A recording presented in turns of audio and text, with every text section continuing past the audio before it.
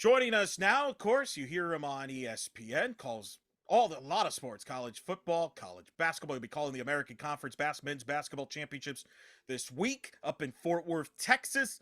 Part of the great crew over there. And of course, he calls softball throughout the season. I have to mention that as the softball guy. I speak of, he's also the voice, calls Baltimore Oriole games and Major League Baseball. I speak of Kevin Brown joining us.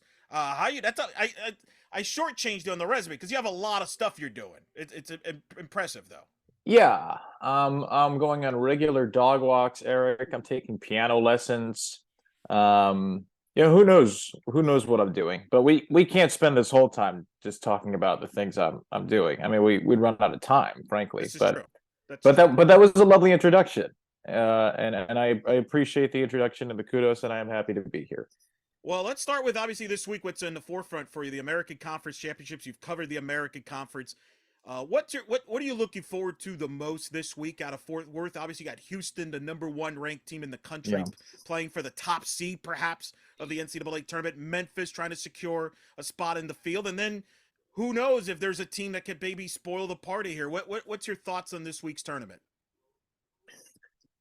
Well, on paper, it's certainly set up for Houston, Memphis round three. We had the first game 3 weekends ago in Houston. Houston never trailed. They won by 8. Memphis hung around, and they were on the road without Kendrick Davis. And then the game just a few days ago on Sunday was a phenomenal game. Memphis didn't lead until the second half, but took the lead, held it for a while. Houston came back, and then Jamal Shed hit a jumper at the buzzer. Second time in 3 years, Houston has beaten Memphis at the buzzer in the regular season finale. Tremont Mark did it a couple of years ago, too. Last year, we hit a Houston-Memphis final 1 week after the last day of the regular season. Memphis ran Houston out of the gym in Memphis. And then a week later, Houston beat them pretty handily in Fort Worth. So here we have another Houston-Memphis regular season finale, another great game. And I think there's a very strong chance 1 week later it's Houston-Memphis again. That is the top line story. But, sometimes the top line story is the obvious story. I think Houston is the best team in the country. I've thought that for a while. They've been my pick from day one to win the championship, the national championship, and I'm not wavering now. It doesn't seem like it's a year where there's necessarily a behemoth like a Baylor from a couple of years ago. Baylor and Gonzaga that year were so head and shoulders above the rest of the field. So I think Houston has as good a chance as anybody. I don't know. I don't know really as I look over the American field who could spoil the Houston-Memphis party, because I think those two are pretty far above the rest of the field. I have a couple of teams that I'm interested in, but as I look at it overview, I think it's all set up for what might be a great third game between those two teams.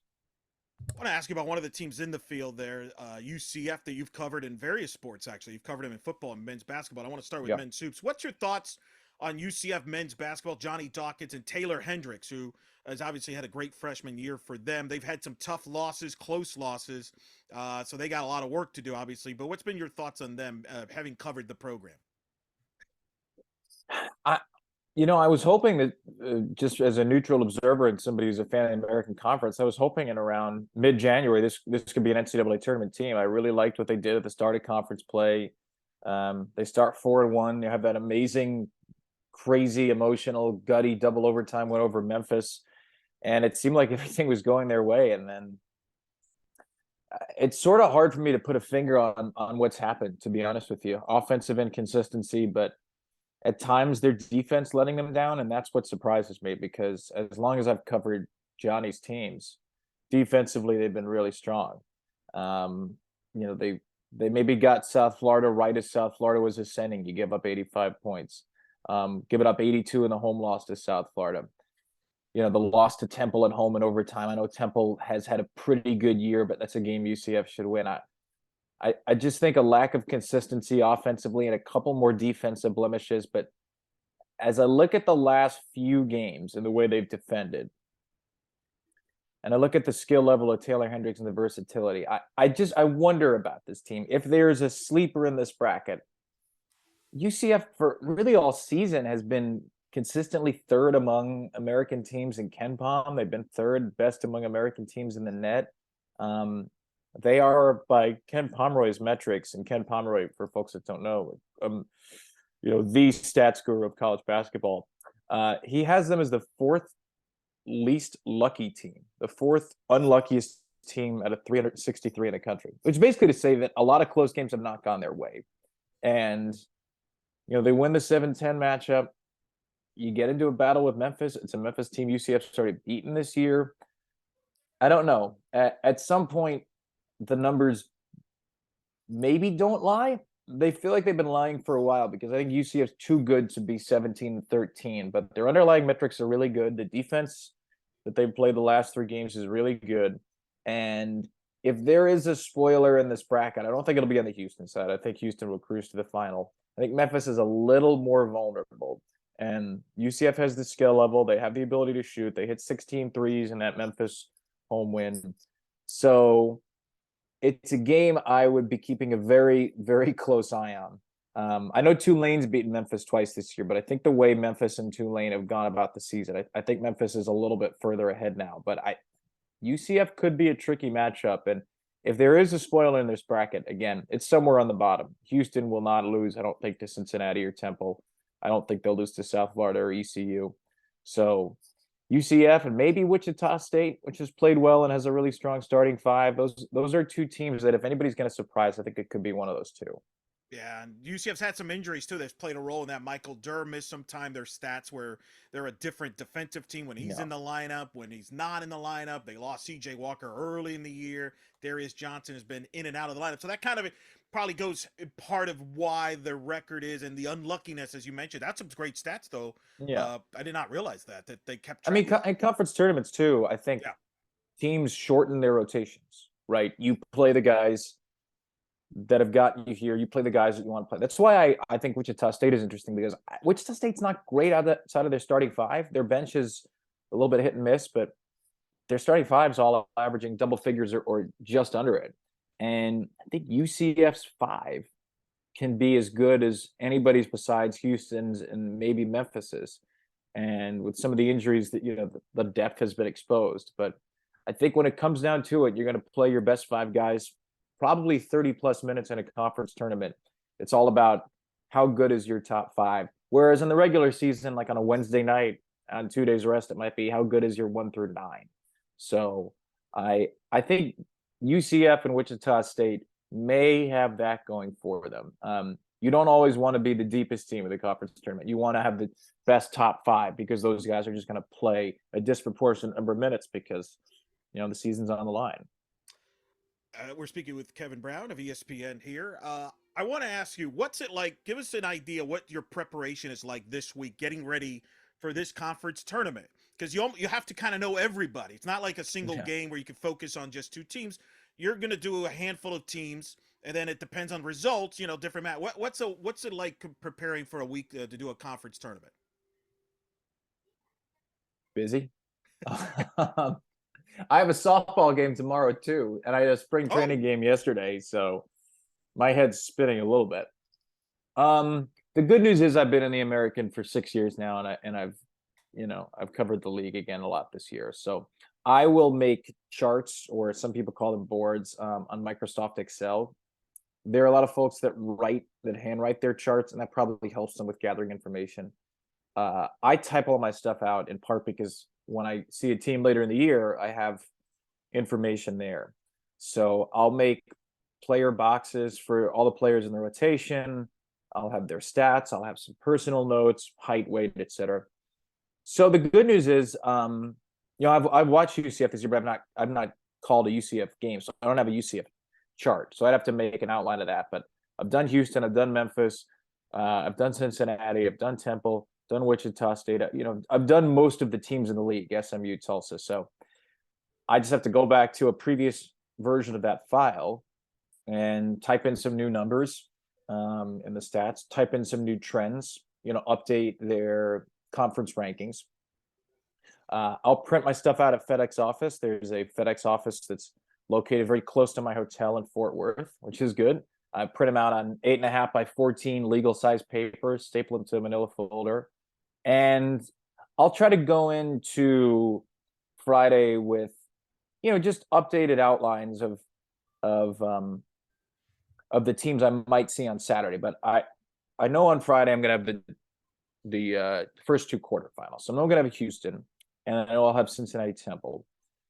So probably tomorrow, Thursday, I'll just have a shell of South Florida and a shell of East Carolina, which will just be names, numbers, stats, pretty basic stuff. And then whoever wins that game, I'll fill in a little bit more personal notes as the day goes on. And I've seen those teams play too, but not personally. I've just seen them on video. So Thursday, we'll be gathering information about those teams a little bit. Thursday night, I have Wichita State, Tulsa.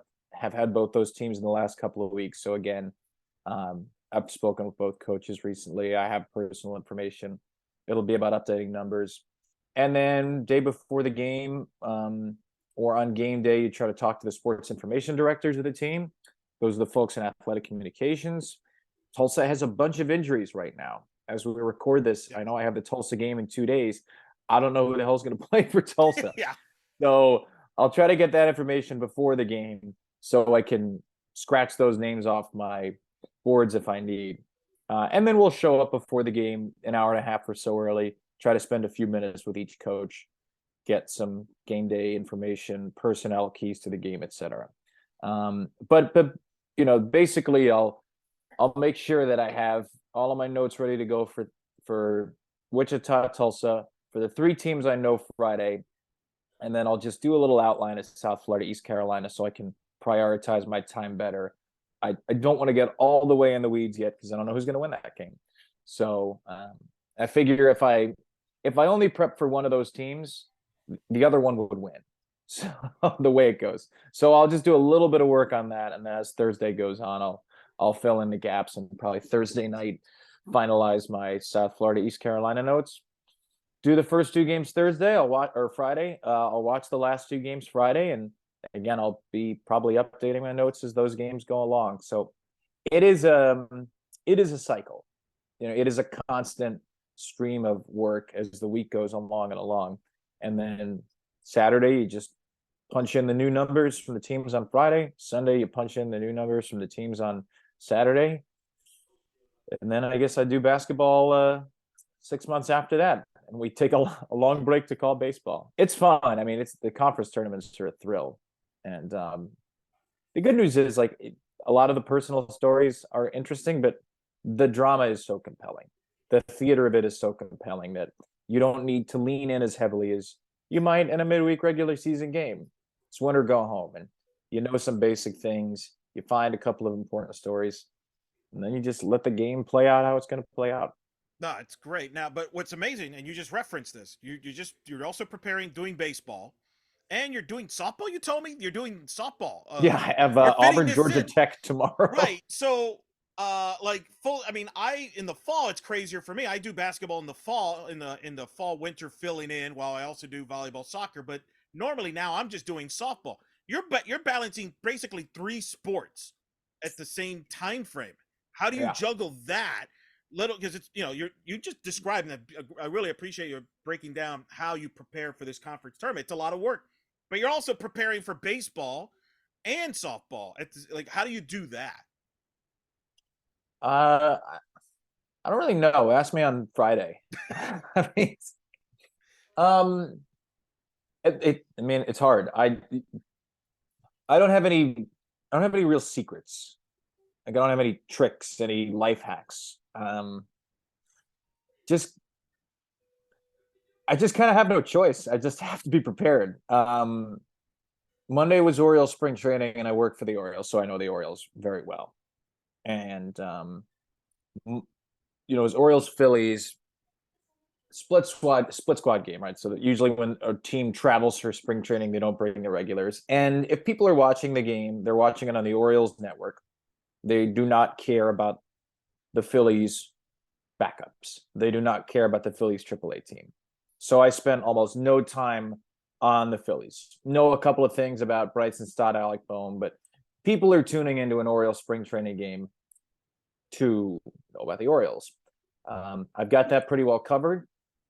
I sat down with our manager for a little bit yesterday, got his overview on the team, talked to one of our hitting coaches, just went through the lineup with him, what are guys working on in the off season, what kind of swing changes, etc. Sat down with our pitching coach for a few minutes. any new pitches, what are these guys working on in spring training, etc. And then a lot of yesterday was about the rule changes. I had done 2 spring training games the previous week, so I had some familiarity with the pitch timer and all that kind of stuff. So that was yesterday. And then on the flight home from Sarasota, really started digging into this Auburn Georgia Tech game. Went through both teams' media guides, pulled out any pertinent information there. Had coach calls with both coaches today. So I've gotten most of my information now from coach calls, media guides, going through the roster. Now tonight will just be about making that fit into a cohesive Microsoft Word document. Then I'll have the game tomorrow, and once the game tomorrow ends, I'll probably take a couple of hours to outline some stuff.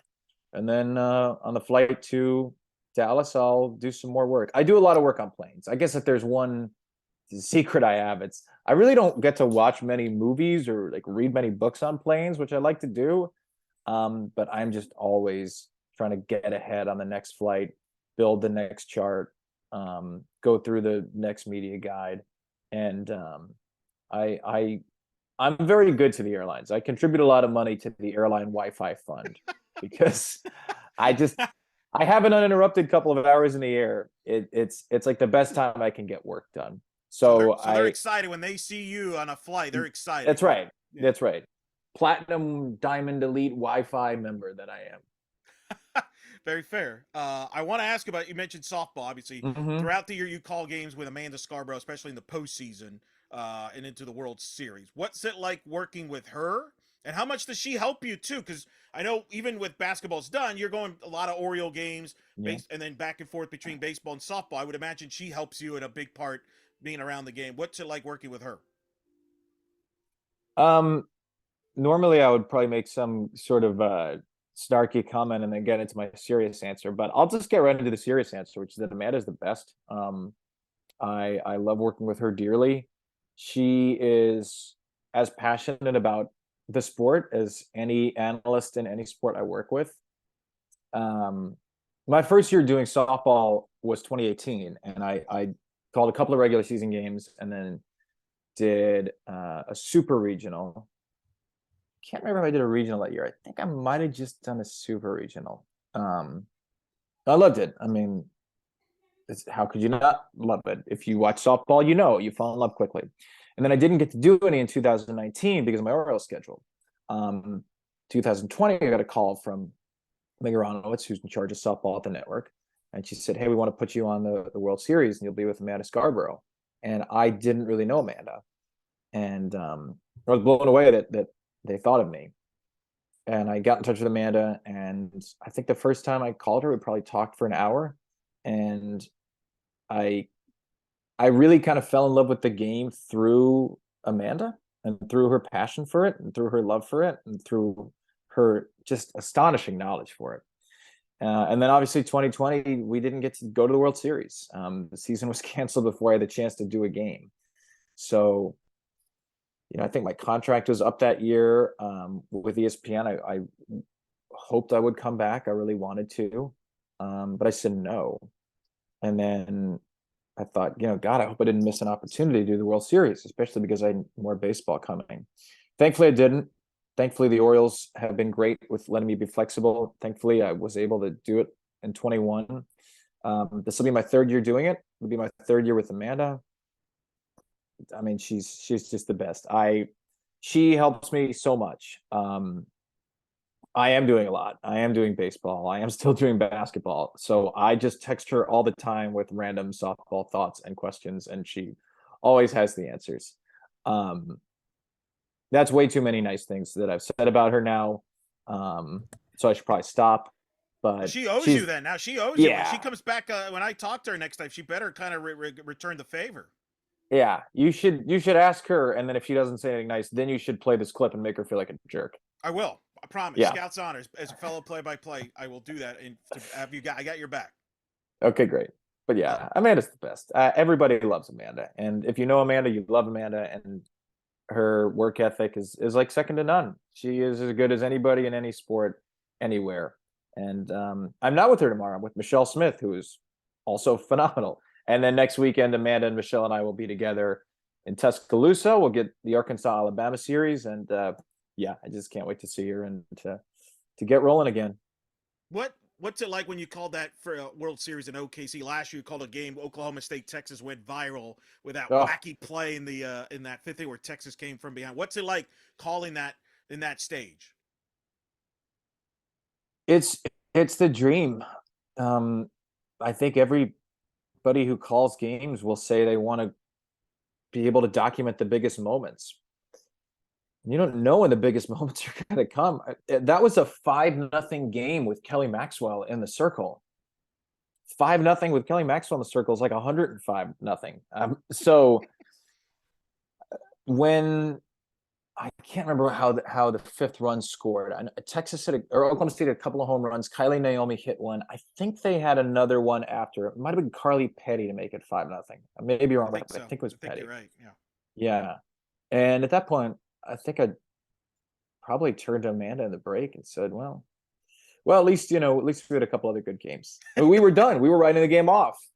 And then Courtney Day hit a 3-run home run. Oh, well, that's kind of interesting. And then that play, which if folks haven't seen it, was just a comedy of errors, a base hit, a bobble in right field, a throw to first. I think it was Haley Busby who then threw the ball into left center field behind the second baseman. Everybody scored on the play. It happened really, really fast. And in softball, the moment can happen in a split second because the bases are so close together. But it also seemed like it took 10 minutes to unfold. Like it was simultaneously at Sonic the Hedgehog hyperspeed and in super slow motion. Yeah.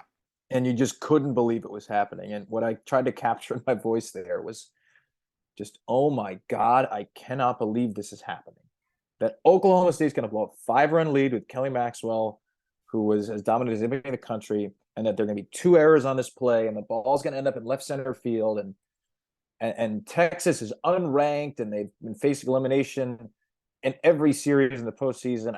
There were all these things swirling through my head as the different players rounded the bases, and it was just surreal. I mean, I've had a couple of those. The Odyssey Alexander play 2 years ago was another play that looked like it took 25 minutes to complete, and you're just seeing it so clearly, and all these disparate thoughts are zooming around your head, and you just try to keep it simple, and you try to make it sound big. It's one of the absolute zaniest plays I've ever seen, and that whole Texas run was just totally inconceivable. But yeah, what's it like? It's almost like an out-of-body experience. It's like you do everything during the regular season, all these midweek games, and then postseason, and it kind of all crystallizes in that one moment. That's just good luck, and you just hope you meet the moment. And I felt like our call did, and Amanda was great afterward, and our crew was great. And I've pulled it up here and there. Like randomly in the off season, I'll just put. I gotta watch the end of that Texas Oklahoma State. Or your call was nominated for Call of the Year by Extra Innings Softball, and as well as Play of the Year, but also the Call of the Year. A lot of people really enjoyed your call, and that play, is probably the play that will be remembered from last year's World Series. Yeah. Who won Call of the Year? Did I win that? No, the Louisiana Tech guy won the Call of the Year for his walk-off call. So I lost too. If it makes Louisiana Tech. Oh, you were also nominated? I was nominated for the walk-off. We're both Shannon losers? Doherty. Yeah, we both lost, Kevin. Yeah, we lost. Who's this Louisiana Tech guy? Let's find him and beat him Malcolm up. Butler, his name, which is not to be confused with Malcolm Butler, the former football player. No, well, I'm not to be confused with Kevin Brown, the former baseball player. So I understand his pain. That's true. All right, Malcolm, we'll have a support group for people who are not quite as famous as their athlete. I think you and Amanda did win like the national broadcast of the year, I think, for experience. So it makes you feel any better. No, that's good. Okay. There you go. Well, we'll try harder to win everything this year. That's true. Couple last quick things. You got to call spring training baseball with Jessica Mendoza. What was that like? When I saw that, I was like, whoa, that's kind of wild. Like you're doing baseball, but you're doing it with Jessica, who obviously covers baseball, but a former softball player. It's kind of like, I was thinking, wow, that's a pretty cool deal. It was great because Jess has become a friend through the World Series, but we've never called a game together until this past week. We've been at the World Series on the different teams the last 2 years. Jess is awesome. Jess is just one of the most genuine, kind-hearted, sweet, good-natured person. She's a lot of fun. She's she's the kind of person you need a cough button for, because she'll just be laughing and smiling at you when something funny comes up on the air, when the producer says something in your headset. She just has such a good spirit, and after a couple of years, I was really glad we finally got to work together. And yeah, Jess is pretty amazing too. I mean, I cover a bunch of sports, as you said, but for Jess to cover the World Series, for her to cover Major League Baseball, I mean, Jess has covered college football before. Like, she is incredibly versatile and incredibly smart. And to be with her and Tim Kirchin, that's the loosest booth I've ever been in, ever. And maybe the nicest booth. Like, those two they're almost too nice. I kind of wish they would be a little bit ruder to me, just so I'd just so I'd feel, like there was I don't know, a little less sugar. They're just way too nice. They're too good of people. Like, we need a little edge in that booth. Yeah. Well, you guys sounded great. It was pretty awesome. And I'll be honest, a part of me is like, man, I wonder what a Kevin Brown Mendoza Scarborough broadcast would sound like, either in softball or baseball. Could work. That'd be fun. I mean, I've done Michelle and Amanda, which is great, and they work really well together. Yeah, I would love to do a game with Jess and Amanda. That would be awesome. All right. Maybe in basketball, maybe bring him to the American, Bring him into the hoops, or if there's room for John Crispin. I don't know. John likes to talk. He's got to say his piece there. John. That's right. We got to give John this space. Yeah. Well, we're gonna let you go. I know it's a busy week. Thank you so much. American Conference Championships this week. ESPNU and all the ESPN app platforms. You're gonna be on the call. John Crispin, you do a great job every year calling that. Always look forward to it. Then obviously you'll be doing softball and baseball for the Orioles, and then come fall you'll be probably back at football. Probably. Hopefully. Yeah, probably. Get to see all those. Might cross paths again with John Rice Plumlee in UCF. Oh yeah, he's coming back. That's right, isn't he? Yeah, he's playing baseball right now. He's playing baseball, hitting over 300. Is he really? Yeah, he's hitting over 300. He's off to a good start. Did you talk to him about? Because I know you covered a couple of his games. Yeah, we did. Boy, I was impressed with him. Great piano player too, apparently. Man after my own heart. He's a much better piano player than I am, though. I didn't realize that he was. I mean, I knew he was playing baseball. I didn't realize he was playing that well. I know he was pretty banged up by the end of the year. So, man, I'm glad he's healthy and he's playing. That kid's amazing. He's as fast as anybody I've ever seen play quarterback, I think. I mean, I've not called NFL games in person, but gosh, I've never seen a college quarterback that could run like him. He is special. Yeah, he's hitting over 300 playing center field. So crazy. Yeah, he's doing his good. Maybe he should be doing the American games with me too. I don't know. He's busy. He doesn't. I don't think he has time for that. But we could pass it along there. But all right, Kevin. Thank you so much. Have a great call this week, and appreciate you taking the time to talk to us. We're big fans, and thanks for talking to us. Thanks, Eric. Appreciate it.